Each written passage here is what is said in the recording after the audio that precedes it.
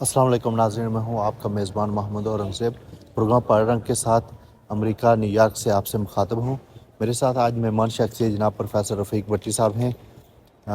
ریاست جموں و کشمیر کی تاریخ میں شہدائے کشمیر کے نام سے جو دن منایا جاتا ہے، اس کی کیا اہمیت ہے اور یہ واقعہ کیوں پیش آیا؟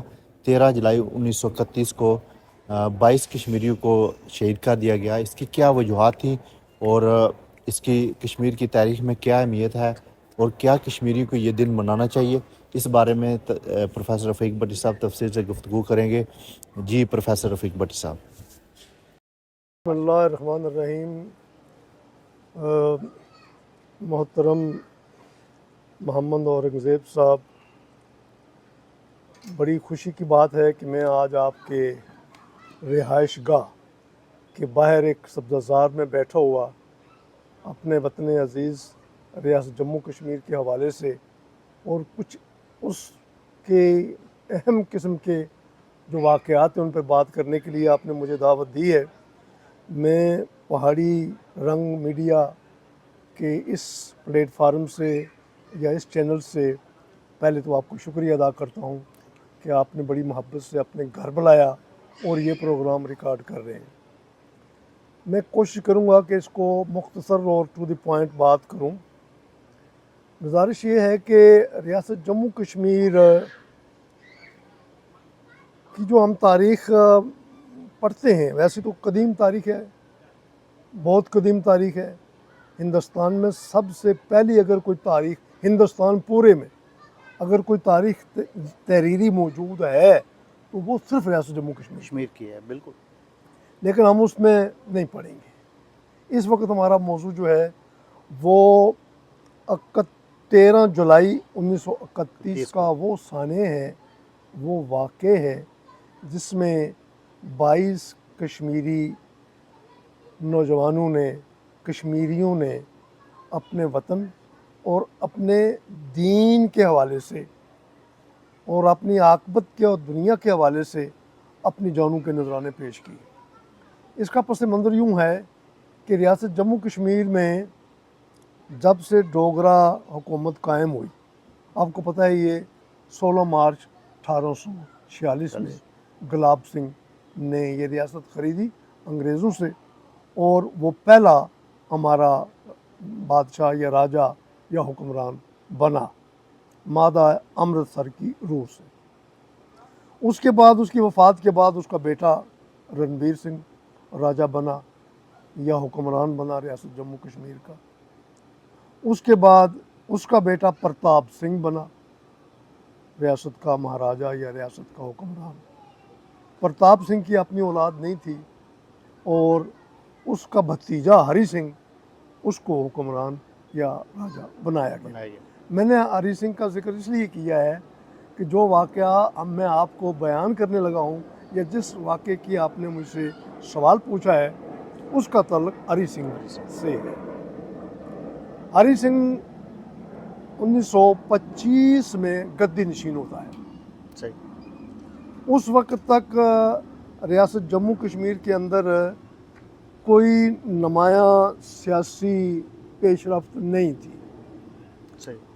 ایک زر خرید راجہ جس نے ریاست خریدی تھی، اس کی اولاد حکمران تھی اور وہ من مرضی سے حکومت کرتے تھے۔ ظاہر ہے جاگیردار ہیں یا خریدار ہیں تو انہوں نے اپنی مرضی سے حکومت کرنی تھی، لیکن پھر جیسے ہی یوں سمجھ لیں کہ 20ویں صدی کا آغاز ہوتا ہے، 1900 کی صدی پوری ہوتی ہے، 1901 سے لے کر 1925 تک جو حکومت تھی اس ریاست جموں کشمیر کے اندر وہ ڈوگروں کی حکومت تھی، جو آخر میں مہاراجہ ہری سنگھ کے حوالے کی گئی۔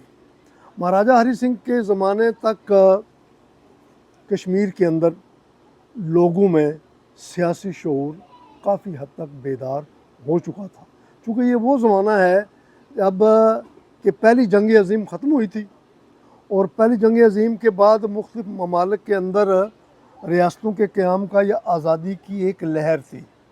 یقیناً اس لہر نے بر صغیر کو بھی متاثر کیا اور بر صغیر کے ساتھ ساتھ ریاست جموں کشمیر کو بھی متاثر کیا، اور ریاست جموں کشمیر کے اندر ایک چونکہ میجارٹی مسلمانوں کی تھی اور زیادہ تر مسلمانوں کے ہی جو ان کے جن کو ہم کہتے ہیں سول رائٹس یعنی ان کی آزادی سے بولنا، آزادی سے چلنا، آزادی کے ساتھ اپنا معافی ضمیر بیان کرنا، آزادی کے ساتھ اپنی مذہبی رسومات ادا کرنی، آزادی کے ساتھ اپنی معاشرتی زندگیوں کو گزارنا، یہ کافی دشوار تھا۔ ایک تو لوگوں میں جہالت تھی، پڑھے لکھے لوگ نہیں تھے، تعلیم کی ریشو نہ ہونے کے برابر تھی، اور اس لیے اقبال نے کہا ہے نا کہ بھئی کشیری کے باب بندگی خو گرفتہ، بتے می تراشد سنگ مزارے، عظامی فشاں قطرائے بر کشیری کہ خاک استرش آفریند شرارے، کہ کشمیری جو ہیں، اقبال فرماتے ہیں کہ کشمیری جو ہیں وہ قبر پرست بن گئے ہیں، وہ روایت پرست بن گئے ہیں، ان میں علم نہیں ہے، تعلیم نہیں ہے، شعور نہیں ہے، اور وہ ایک جابرانہ سیاسی نظام کے اندر اپنی زندگی کرا کر بڑی مشکلوں سے گزار رہے ہیں۔ بے شک۔ ان حالات میں ہری سنگھ کے زمانے میں ہوا یہ کہ کچھ تنظیمیں بنی۔ ویسے تو تنظیموں کا آغاز لاہور سے ہو گیا تھا، جب لاہور میں مسلمانان کشمیر یا کشمیری مسلمانان کی ایک تنظیم بنی علامہ اقبال کی سرپرستی میں۔ اس کے بعد جموں میں مسلمانان کشمیری مسلمانوں کے نام سے ایک تنظیم بنی، اس کے بعد ینگ مینز ایسوسیشن بنی، اس کے بعد ڈرائنگ روم پارٹی بنی، یعنی کہ یہ چھوٹے چھوٹے واقعات میں آپ کو تاریخ کی بتا رہا ہوں۔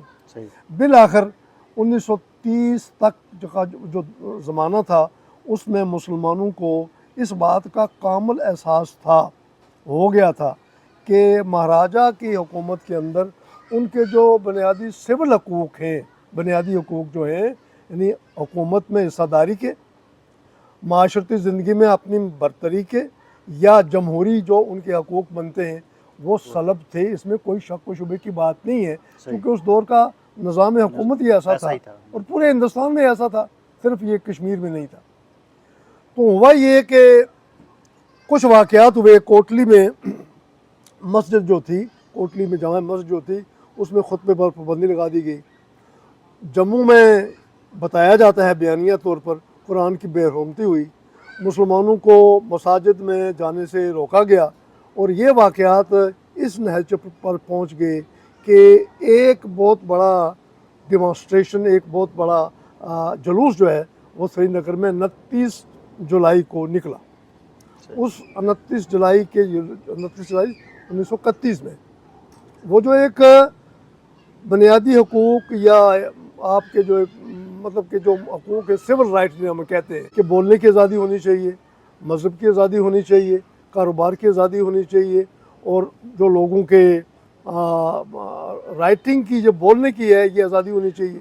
اس پر لوگ جو ہے وہ بہت ہی پریشان تھے ریاست کے اندر، اور بالخصوص سری نگر کشمیر کے اندر۔ تو یوں ہوا کہ وہاں ایک آدمی تھا، ایک کارکن تھا، قدیر نام، عبد القدیر کا تعلق سوات سے تھا۔ ہری سنگھ کے جو فوجی تھے ان کا ایک خانسامہ تھا، عبد القدیر جو تھا وہ بہت مذہبی اعتبار سے اور سماجی اعتبار سے بھی بہت درد دل رکھنے والا آدمی تھا۔ تو جب وہ جلوس نکلا تو اس جلوس میں اس نے ایک تقریر کی۔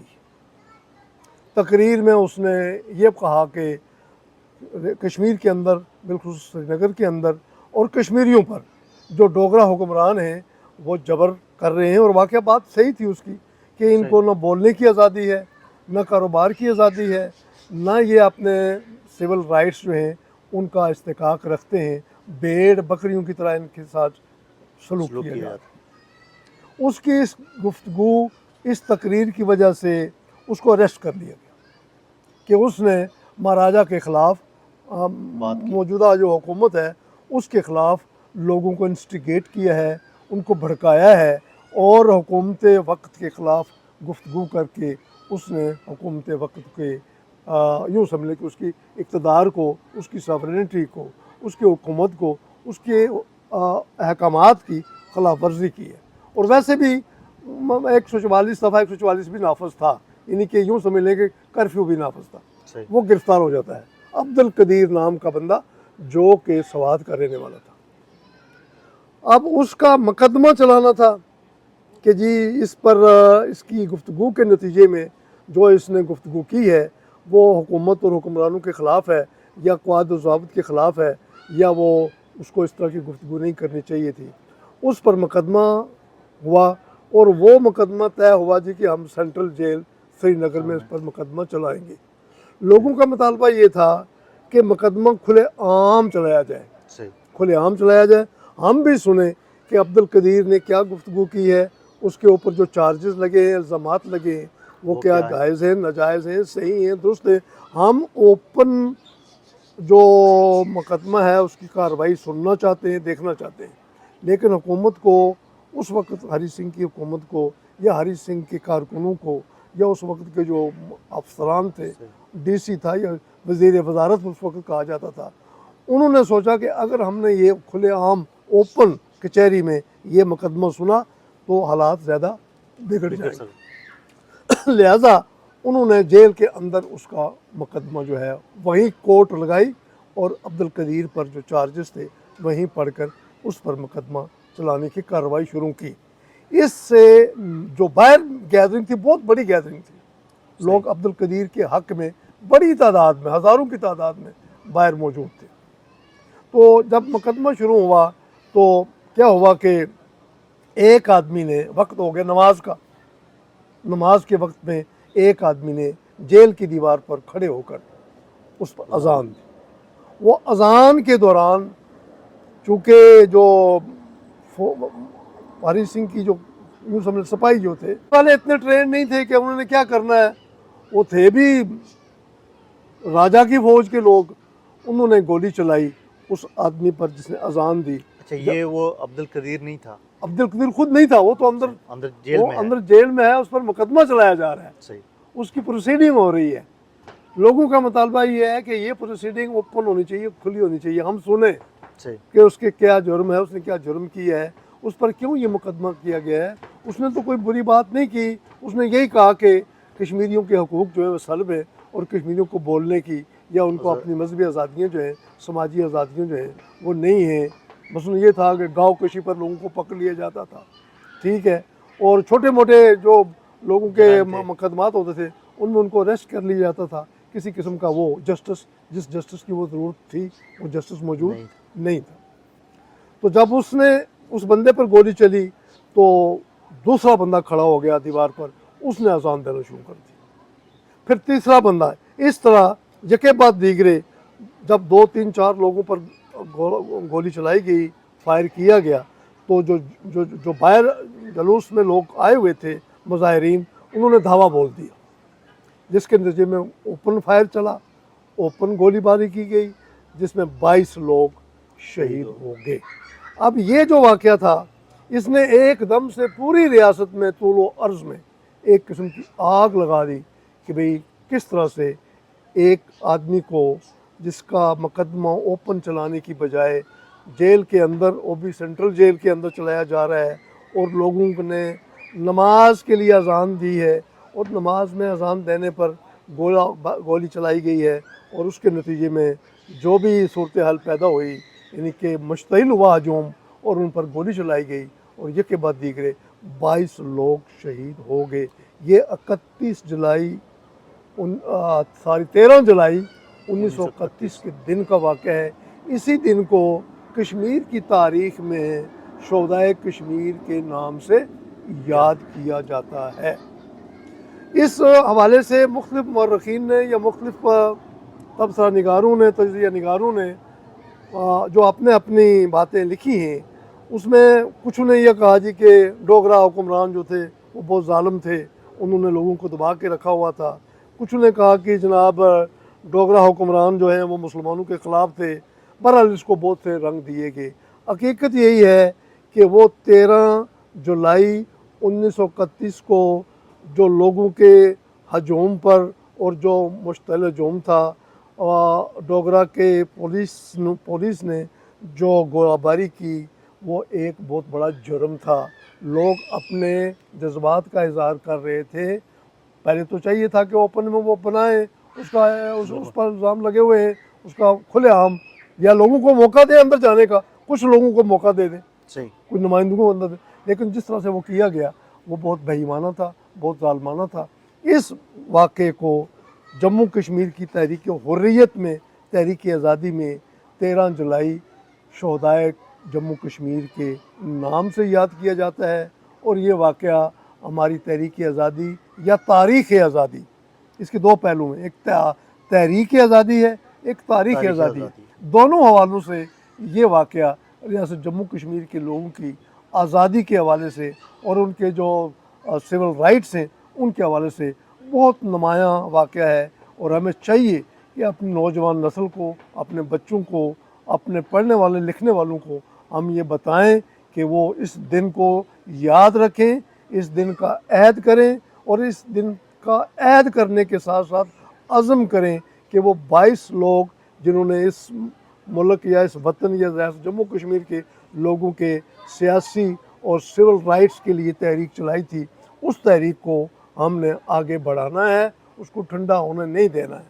اب یہ واقعہ ہو گیا 13 جولائی 1931 کا.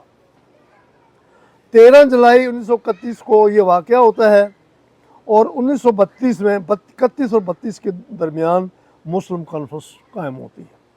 مسلم کانفرنس اس وقت ریاست جموں کشمیر کی واحد جموں کشمیر کے لوگوں کی, ویسے تو نام مسلم تھا لیکن وہ صرف مسلمانوں کی نہیں تھی, مسلم کانفرنس میں باقی لوگ بھی, باقی طبقات بھی شامل تھے, لیکن اس کا نام تھا مسلم کانفرنس, آل جموں کشمیر مسلم کانفرنس. 1932 سے لے کر 1938 تک یہ ایک سیاسی تاریخ جو تھی, چودھری غلام عباس اللہ ان کو جنت نصیب کرے, شیخ محمد عبداللہ جنت نصیب کرے, اور مولانا محمد یوسف میر واس کشمیر وہ, اور دیگر بہت سے لوگ جو تھے وہ اس تحریک کا حصہ بنے. اور آہستہ آہستہ 1938 کو یہ طے پایا کہ مسلم کانفرنس کا نام بدل کر نیشنل کانفرنس رکھ دیا جائے. وجہ کیا بنی کہ جوں ریاست جموں کشمیر کے لوگ اپنی آزادی سے مراد یہ ہے کہ وہ جو جمہوری زندگی گزارنے کے لیے جو بنیادی انسانی حقوق ہوتے ہیں, سول رائٹس ہوتے ہیں, وہ رائٹس ہمیں ملے. اور مہاراجہ بے شک کہ وہ اس ریاست کا مہاراجہ ہے, لیکن اس کو ایک آئینی سربراہ کے طور پر کام کرنا چاہیے, اور حکومت جو ہے وہ جمہوری نظام کے تحت چلنی چاہیے. اب جمہوری نظام کے تحت ریاست کی حکومت چلانے کے لیے اس وقت کی ریاست جو ہے وہ وہی 85,000 مربع میل کی ریاست کی میں بات کر رہا ہوں, جس میں صوبہ جموں ہے, صوبہ کشمیر ہے, گلگت بلتستان ہے, لداخ ہے, یہ تمام علاقے, اور اقصائے چین شامل ہے, یہ تمام علاقے ریاست کا حصہ تھے. یہ 1931 کی بات کر رہا ہوں جب مسلم کانفرنس قائم ہوئی. اور مسلم کانفرنس کے قیام کے بعد یہ بات سامنے آئی کہ اس ریاست میں ہندوؤں کی بڑی آبادی ہے, اور سکھ بھی ہیں, اور بدھ بھی ہیں, اور عیسائی بھی ہیں, تو کیوں نہ ہم کوئی ایسی جماعت بنائیں جو ریاست کے تمام طبقات کو, تمام مذہب کے ماننے والوں کو ساتھ لے کے چلے. چونکہ ہم نے ریاست کی آزادی کی بات کرنی ہے, مسلمانوں کی آزادی کی بات نہیں کرنی. تو ایک تاثر تھا کہ اگر صرف ہم اس جماعت کا نام مسلم کانفرنس ہی رہنے دیتے ہیں تو اس کا نتیجہ یہ ہوگا کہ ہندو یہ سمجھیں گے کہ یہ جماعت ہماری نہیں ہے, یہ کوئی اور جماعت ہے, دوسروں کی جماعت ہے. اور یہ سیاسی تدبر کی ضرورت تھی. آج بھی ہم اسی بات پر مطلب کہ اسی کو ہم مانتے ہیں کہ ریاست جموں کشمیر کے اندر بسنے والے, اس 85,000 مربع میل رقبے کے اندر بسنے والے سارے لوگ کشمیری ہیں, اور ان کے حقوق کو بچانا ہے, ان کی آزادی کی بات کرنی ہے, اور ان کی آزادی کی تحریک چلانی ہے. 1938 میں باقاعدہ مشاورت کے بعد پوری مشاورت ہوئی مسلم کانفرنس کی قیادت میں, جس میں چودھری غلام عباس تھے, شیخ محمد عبداللہ تھے, مولوی واعظ تھے, اور دیگر پنڈت بزاز وہ بھی شامل تھے. سب نے یہ طے کیا کہ ہم اس لباس کو, یہ جو لباس ہم نے بنایا ہے ریاست جموں کشمیر کی آزادی کا, لباس سے مراد مسلم کانفرنس, آل جموں کشمیر مسلم کانفرنس, اس کا نام بدل کر ہم اس کو نیشنل کانفرنس بنا دیتے ہیں تاکہ دیگر طبقات، دیگر مذاہب کے لوگ، دیگر سیاسی کارکن وہ بھی ہمارے ساتھ جڑ جائیں اور ہم متحد ہو کر، ایک ہو کر، ہم چاہیں تو ڈوگروں سے مقابلہ کریں یا چاہیں تو انگریزوں سے مقابلہ کریں، ہم متحد ہو کر اس ریاست کی آزادی کو یقینی بنائیں۔ تو 1938 میں نیشنل مسلم کانفرنس کو نیشنل کانفرنس میں تبدیل کر دیا گیا۔ اب یہ جو دو واقعات ہیں اور یہ جو عرصہ ہے، اسی عرصے میں ریاست جموں کشمیر کے اندر جو تحریک تھی آزادی کی وہ پروان چڑھی، اگرچہ کہ بعد میں کچھ لوگوں نے اس سے اختلاف بھی کیا، لیکن آج بھی جب ہم ریاست جموں کشمیر کی بات کرتے ہیں تو ہم اس کو مجموعی طور پر پوری اس ریاست کے جغرافیائی وحدت کے اندر اور سیاسی حاکمیت کے اندر ہم ریاست کو ایک سمجھ کر اس کے جغرافیے کی وحدت کے لیے، اس کی سیاسی حاکمیت کے لیے ہم یہ دن مناتے ہیں۔ تو 13 جولائی 1931 کا دن یہ یوم شہدائے جموں کشمیر ہے، اور یہ کس لیے واقعہ رونما ہوا؟ یہ واقعہ اس لیے رونما ہوا کہ اس وقت ریاست کے اندر لوگوں کے جو سول رائٹس تھے وہ موجود نہیں تھے، اور لوگ مہاراجہ کے خلاف یہ تحریک چلا رہے تھے کہ وہ لوگوں کو اپنی اسمبلی میں نمائندگی دے، الیکشن کروائے، لوگوں کو ووٹ کی بنیاد پر اسمبلی میں اسمبلی موجود تھی، میں آپ کو بتاؤں اسمبلی موجود تھی، لیکن اسمبلی میں جو رکنیت تھی وہ خاص لوگوں کی تھی، وہ جائیداد کی بنیاد محدود تھی، لمیٹڈ تھی وہ، جبکہ لوگوں کا کیا کہنا تھا، قیادت کا کیا کہنا تھا، لوگوں کی رائے سے حکومت کرے، مہاراجہ بے شک آئینی سربراہ ہو، لیکن حکومت جو ہے وہ چونکہ پوری دنیا میں پہلی اور دوسری پہلی جنگ عظیم کے بعد جو ہے وہ لوگوں میں سٹی اسٹیٹس کے بجائے قومی ریاستوں کا رجحان تھا، اور ریاست جموں کشمیر تو ایک قدیم ریاست تھی۔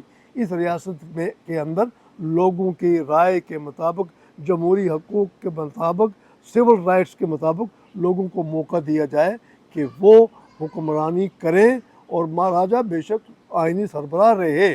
مہاراجہ کے خلاف اس طرح کی تحریک نہیں تھی جس طرح کہ ہم نے بنائی ہوئی ہے، وہ ایسی بات تھی نہیں۔ بات یہ ساری ہماری سول رائٹس کی تھی، اور سول رائٹس کی تحریک آج بھی ہماری جاری ہے، ادھر بھی ہے اس میں علاقے کو جس کو ہم بھارتی مقبوضہ کشمیر کہتے ہیں، اور ادھر بھی جو ہے یہ سول رائٹس کی تحریک جاری ہے۔ نہ ادھر کے کشمیری پوری طرح سے اپنی آزادی کا وہ استفادہ کر رہے ہیں، نہ وہ آزاد ہے، نہ یہ آزاد ہے، چونکہ جو آزادی کا مفہوم ہے، اور پھر UN کی قراردادوں کے مطابق اور اقوام عالم کو جو آزادی جس کو وہ سمجھتے ہیں، اور استصواب رائے جس کو کہا جاتا ہے، یا حق خود ارادیت جسے کہا جاتا ہے، یا جسے پلیبیسائٹ کہا جاتا ہے، اس کا مفہوم وہ نہیں ہے جو ادھر کی حکومت دہلی والے سمجھتے ہیں، اور نہ وہ ہے جو اسلام آباد والے سمجھتے ہیں کہ استصواب رائے کیا ہے۔ استصواب رائے صرف یہی ہے کہ ہندوستان اپنے آئین کے مطابق، پاکستان اپنے آئین کے مطابق، اقوام عالم UN کے چارٹر کے مطابق، ہندوستان اور پاکستان کے حکمران اس چارٹر کے مطابق جس پر ان دونوں حکومتوں کی یا دونوں ملکوں کی قیادت نے دستخط کیے ہوئے ہیں، اس چارٹر کے مطابق ریاست جموں کشمیر کے لوگوں کو، جنہوں نے 13 جولائی، ایک واقعہ میں بتا رہا ہوں، باقی تو بری پڑی ہے تاریخ، قربانیوں کی تحریک ہے، کشمیریوں کی تحریک ہے، قربانیوں کی تحریک ہے، یہ بیچارے پچھلے 400 سال سے قربانی تو دے رہے ہیں۔ تو یہ واقعہ جو ہے یہ سمجھ لیں کہ تجدید عہد ہے، تجدید عزم ہے کہ ہم نے ان شہداء کے خون کے ساتھ وفاداری کرنی ہے۔ اس کے بعد آپ کو پتہ ہے جب یہ 47 میں تقسیم ہند ہوئی، 3 جون کے اس پلان کے مطابق ماؤنٹ بیٹن نے جب یہ تقسیم کیا اس کو، تو اس وقت جو واقعہ و حالات پیدا ہوئے وہ اور سنگین پیدا ہوئے، بالکل اس سے مزید خراب ہوئے، اور وہ کنٹرول میں نہیں آ رہے، اور آج تک کشمیری جو ہیں، چاہے ادھر ہیں چاہے ادھر ہیں، وہ ٹکٹکی پر ٹانکے ہوئے ہیں، اور ان کے جو سول رائٹس ہیں وہ آج بھی انہیں پوری طرح حاصل نہیں ہیں۔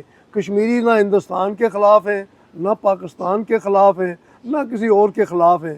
کشمیریوں کا ایک ہی مطالبہ ہے کہ UN چارٹر کے مطابق हिंदुस्तान और पाकिस्तान के आइन की रूह से, बिल्कुल वो आइन नहीं जो कि मोदी सरकार ने या बीजेपी ने तब्दील करके आर्टिकल 370 को या 35A को रिमूव करके टेरिटरी बनाया, उस आइन की हम बात नहीं कर रहे। वो जालमाना, अहमकाना, बेईमाना और शक्कावताना किस्म का प्रोग्राम है जिसको कोई कश्मीरी कभी भी कबूल नहीं करेगा कि भाई हमें वो हक दें जिसका आपने वादा किया हुआ है। बेशक। और इसके कई बार कई प्रोग्रामों में मैं बता चुका हूँ, क्वाइफ भी बता चुका हूँ, डॉक्यूमेंट भी बता चुका हूँ। मैंने बानी पाकिस्तान कायद-ए-आज़म मोहम्मद अली जिन्ना रहमतुल्लाह अलैह के वो बयानात भी आपको एक बार बताए थे, उनका तहरीरी सबूत भी दिया था, जिसमें वो फरमाते हैं कि ये रियासतें जो हैं, जो 565 रियासतें थीं उस वक्त, जिनके बारे में हुकूमत बरतानिया का ये कहना था कि ये रियासतें 3 जून के इस मनसूबा तकसीम हिंद के मुताबिक ये रियासतें अब आज़ाद हैं, हमारे तसल्लुत से बाहर हैं, ये चाहें तो हिंदुस्तान के डोमिनियन में चले जाएं, ये चाहें तो पाकिस्तान के डोमिनियन में चले जाएं, ये चाहें तो आज़ाद रहें। बिल्कुल बिल्कुल। और ख़ुद बानी पाकिस्तान कायद-ए-आज़म का बयान मौजूद है जो 1948 का, कि रियासतों को ये हक़ पहुँचता है कि वो हमारे साथ मिल जाएं या हिंदुस्तान के साथ मिल जाएं या आज़ाद रहें, और आज़ाद रहकर हमारे दरमियान ताल्लुकात अपने सियासी मामला तय कर लें। बल्कि पाकिस्तान ने तो हैरी सिंह के साथ मादा कायमा भी कर लिया था, स्टैंड स्टिल एग्रीमेंट, इसका जिक्र पहले कई बार मैंने किया है। स्टैंड स्टिल एग्रीमेंट के तहत वही 3 जो शिक्कें थीं, 3 जो सब्जेक्ट थे, इनमें डिफेंस है, फॉरेन अफेयर है और कम्युनिकेशन, ये पाकिस्तान को होंगे, पाकिस्तान को दिए गए, बिल्कुल मादा किया गया। लेकिन वो 13 अगस्त 1947 को वो मादा किया गया और 22 अक्टूबर 1947 को उसी मादे की खिलाफ वर्जी करते हुए पाकिस्तान के हुक्मरानों ने वो कबायलियों के ज़रिए से जो कार्रवाई की, उसके नतीजे में कश्मीरियों की मुश्किलात, कश्मीरियों की कुर्बानियाँ और कश्मीरियों की नस्ल पर एक अजाब का नया दरवाज़ा खुल गया, और वो दरवाज़ा आज तक खुला हुआ है। और अल्हम्दुलिल्लाह, अगरचे कि ये अजाब के दरवाज़े हमारे दुश्मन या हमारे मुखालफ या हमारे काफ़िज़ीन हम पर खोलते हैं, लेकिन हौसले हमारे भी हमारिया से बुलंद और बैलकाल से गहरे हैं, और ये हम किसी के ख़िलाफ़ कोई बात नहीं कर रहे। अगर कोई हुक्मरान, कोई हुकूमत उधर या इधर ये समझे कि कश्मीरी जो है वो शायद किसी के ख़िलाफ़ कोई साजिश कर रहे हैं या कश्मीरियों के साथ कोई दूसरा बाहर का एलिमेंट साथ शामिल है, ये जो अभी हमारी जॉइंट एक्शन कमेटी की जो तहरीक चली है, इसके बारे में यही कहा जाता रहा कि जनाब ये कोई मतलब कि कोई साजिश है या इसमें कोई राह शामिल है, या इसमें कोई ऐसी बात, इसमें ऐसी कोई बात नहीं है।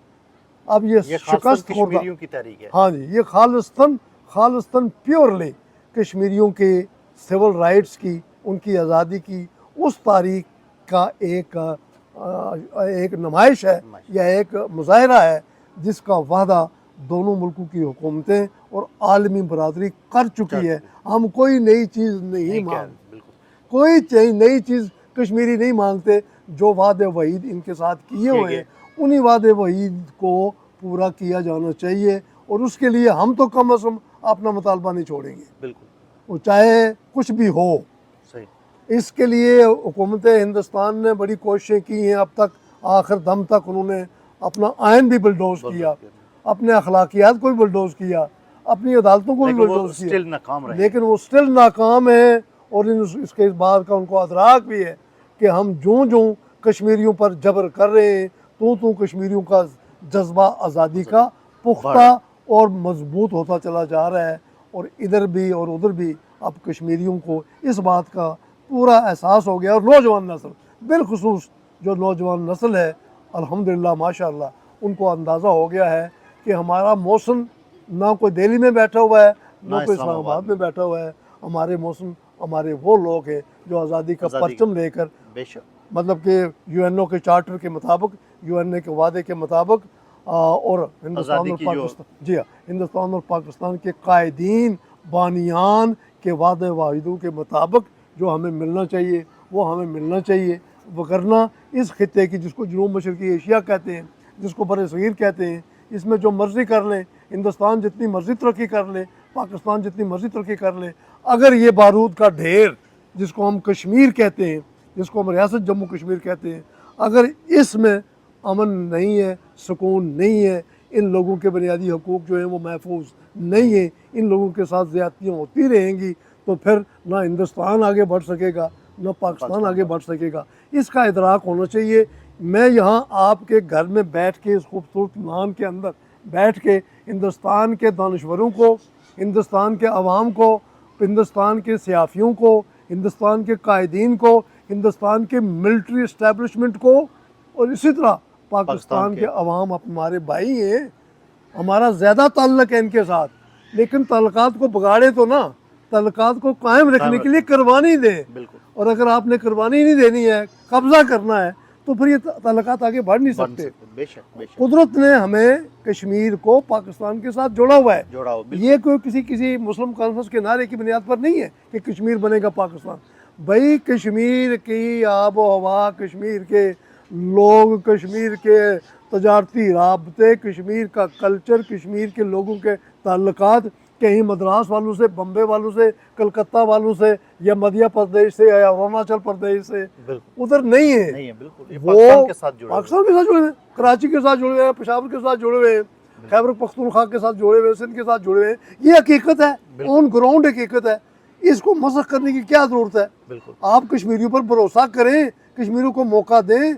कश्मीरी जब आज़ाद होंगे तो आप ये समझ लें कि आपकी आज़ादी भी बेशक ये हकीकी बात है। इसको ये लोग अगर नहीं समझते हैं, इसको दूसरा रंग देते हैं, या अपने चंद लोग मफाद परस्त जिन्होंने पिछले 76 साल में कश्मीरियों के वसाइल को लूटा है, और कश्मीरियों का नाम लेकर अपने ख़ानदानों को, और अपने जायदादों को, और अपने मरातब को, और अपने मनसबों को, और अपने मफादात का तहफ़्फ़ुज़ किया है, उनको अब तौबा कर लेनी चाहिए। टाइम आ गया कि उनको तौबा कर लेनी चाहिए।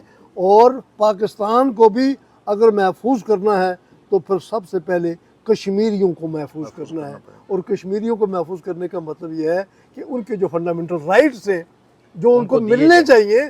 कोई कश्मीर कोई नई चीज़ तो है नहीं है। जब पाकिस्तान नहीं था कश्मीर मौजूद थी, जब हिंदुस्तान भी नहीं था तो कश्मीर मौजूद थी। हिंदुस्तान को, हिंदुस्तान जो है वो तो मुगलों ने बनाया है, वो तो आप लोगों ने बनाया है, ठीक है जी।